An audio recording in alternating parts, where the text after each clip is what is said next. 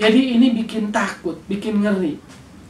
FIFA dan UEFA punya alasan atas dasar pendekatan marwah organisasi dan statuta untuk bersikap keras, breakaway league dan lalu memberikan sanksi ban.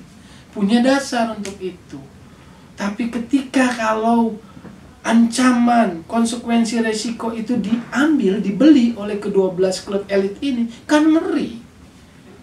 Bos-bosnya ini kan bukan bos-bos sembarangan. Florentino Perez, keluarga Malcolm Glazer, keluarga Agnelli Juventus, kan ngeri ini.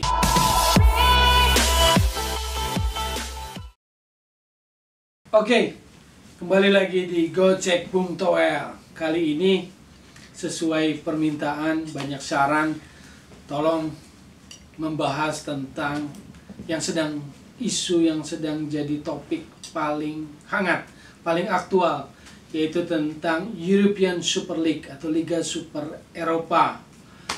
Sebetulnya mungkin ini share opini saja, sharing pemahaman saya, sharing opini saya, sudut pandang saya terhadap fenomena yang terjadi ketika tanggal 18 kemarin dipublish, dideklar bahwa mulai Agustus akan ada yang namanya Liga Super Eropa dan sudah ada 12 klub besar dunia, 12 klub elit dunia, 6 Inggris, 3 Spanyol, 3 Itali, Juventus, Milan, Inter.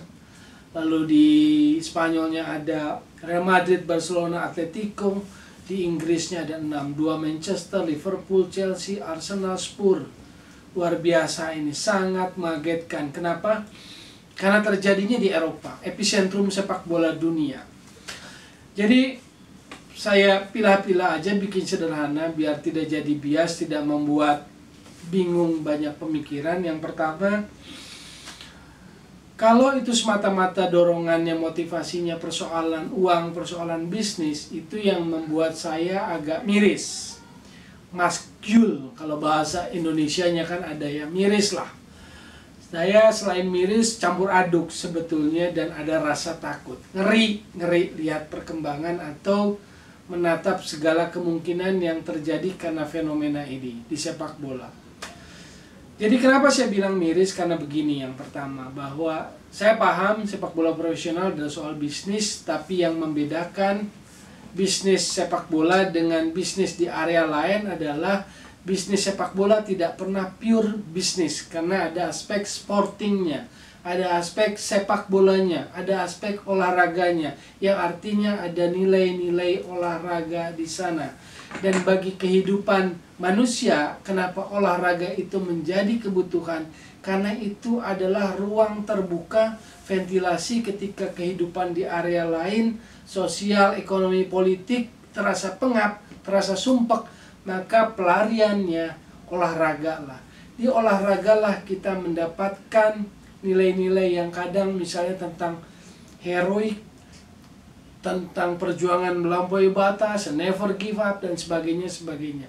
Disitulah kita mendapatkan nilai itu. Maka ketika dorongannya hanya tentang ekonomi, tentang bisnis, itu yang membuat saya miris.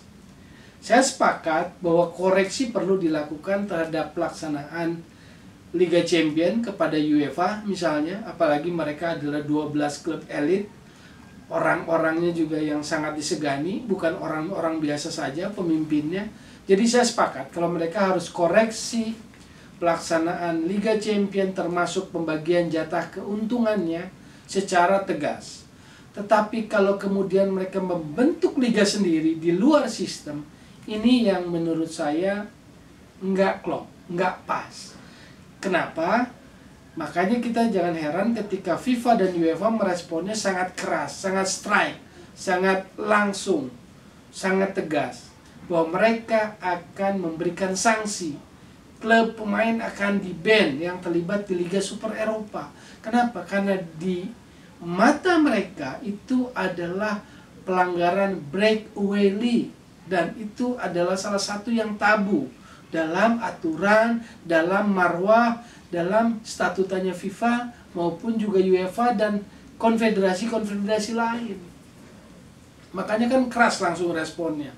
Begitu 18 April Liga Super diumumkan, mereka langsung memberikan respon yang keras, FIFA maupun UEFA, bahwa mereka akan memberikan ban, nggak boleh terlibat di event FIFA dan juga event-event sepak bola yang miliknya konfederasi. Ya artinya Piala Dunia, Piala Eropa, Piala Asia, Piala Afrika, Piala Amerika, Copa Amerika, dan lain sebagainya. Ini yang kemudian buat saya jadi ngeri gitu loh. Sah kalau dikritik, sah kalau dikoreksi tentang ekonominya dari Liga Champions, tapi kalau keluar dari situ, ini meruntuhkan apa yang sudah dibangun gitu loh. Ini tentang tatanan sepak bola. Makanya saya bilang, selain miris ada rasa ngeri. Ini ada apa sebetulnya di balik itu? Bayangkan, kalau itu terjadi, ya walaupun kan keputusannya per hari ini tanggal 21, keputusannya tentang Liga Super Eropa kan tidak jadi, tapi untuk sementara. Artinya kan ditahan dulu, di stop dulu, walaupun ada embel-embel di belakangnya, ada catatan untuk sementara. Nah ini tetap menyisakan sebuah kengerian, sebuah pertanyaan-pertanyaan yang belum terjawab gitu loh. Karena kalau mereka tetap ngotot, ataupun ketika ide itu diluncurkan, kan terus terang saya sungguh menyayangkan gitu loh. Reputasi Liga Champions yang terbangun sejak tahun 55 dengan segala dinamikanya berubah menjadi Liga Champions tahun 92 yang dulunya adalah European Cup, yang dulunya diinisiasi oleh dua Prancis, Gabriel Hanot dan Jacques Ferrand, yang seorang jurnalis yang juga seorang pelaku sepak bola. Ini kemudian kan bisa jadi bobotnya runtuh. Padahal kan kita, termasuk saya yang kadang mengklasifikasikan diri sebagai romantic football, saya kadang sangat terpesona dengan Liga Champions. Dengan theme songnya aja saya udah terpesona. Begitu Liga Champions mulai, theme songnya dinyanyikan, dikumandangkan, auranya kan udah muncul. Jadi saya menyayangkan kalau kemudian yang 12 tim elit, apalagi ada tim elit lainnya bergabung, kemudian bobot Liga Champions-nya gimana? Begitu juga Piala Dunia, bobotnya akan hilang kalau pemain-pemain terbaik yang ada di 12 klub elit itu disangsi. Jadi ini bikin takut, bikin ngeri. FIFA dan UEFA punya alasan atas dasar pendekatan marwah organisasi dan statuta untuk bersikap keras, breakaway league, dan lalu memberikan sanksi ban. Punya dasar untuk itu. Tapi ketika kalau ancaman, konsekuensi, resiko itu diambil, dibeli oleh ke-12 klub elit ini, kan ngeri. Bos-bosnya ini kan bukan bos-bos sembarangan. Florentino Perez, keluarga Malcolm Glazer, keluarga Agnelli Juventus. Kan ngeri ini. Kalau dibeli, kan ngeri apa yang terjadi gitu loh. Kenapa? Karena saya nggak mau yang terjadi kurang lebih mirip-mirip di basket NBA-nya gitu loh. Yang nggak ada sporting merit, aspek promosi degradasi, karena mereka sistem franchise. Semua pemain terbaik di sana. NBA klaim dirinya sebagai kompetisi liga basket terbaik dunia. Jadi kalau juara di sana sudah dianggap sebagai juara dunia. Akhirnya apa? Kejuaraan dunia yang ofisialnya, yang versi FIBA, Federasi Basket Internasionalnya, kan bobotnya kayak jadi kehilangan, kayak turun. Contoh yang terakhir, Spanyol juara FIBA Basket Dunia, finalnya sama Argentina. Nah Amerika kan kirim pemainnya bukan yang terbaik, kirim level berapanya tuh yang waktu itu dikirim. Nah saya nggak mau itu. Saya khawatir kalau ngotot keras, ini khawatir. Makanya saya ngeri gitu loh. Ngeri lihat situasi fenomena ini. Karena saya yakin selain ke-12 bos-bos besar dari 12 klub elit itu, di belakangnya pasti ada siapa ini gitu. Karena dari data yang terangkum dalam beberapa hari ini kan kabarnya Bank Investment JP Morgan kan yang akan mengucurkan dana untuk menyokong finansial kebutuhannya di awal ini buat Liga Super Eropa. Nah artinya ini kan sebetulnya pertanyaan besar, ini mau dibawa kemana sih? Saya takut ada tatanan sepak bola dunia baru gitu loh. Saya takut. Karena sejauh ini apa yang sudah terjadi, FIFA, UEFA, dan UEFA adalah epicentrumnya dunia, itu kan kita melihat sebuah sebuah kualitas sepak bola yang terus berkembang sebetulnya. Bahwa ada masalah ekonomi apalagi soal pandemi, yes.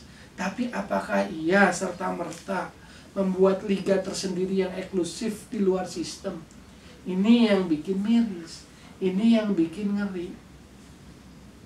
Jadi saya mau bikin simpel itu dulu deh.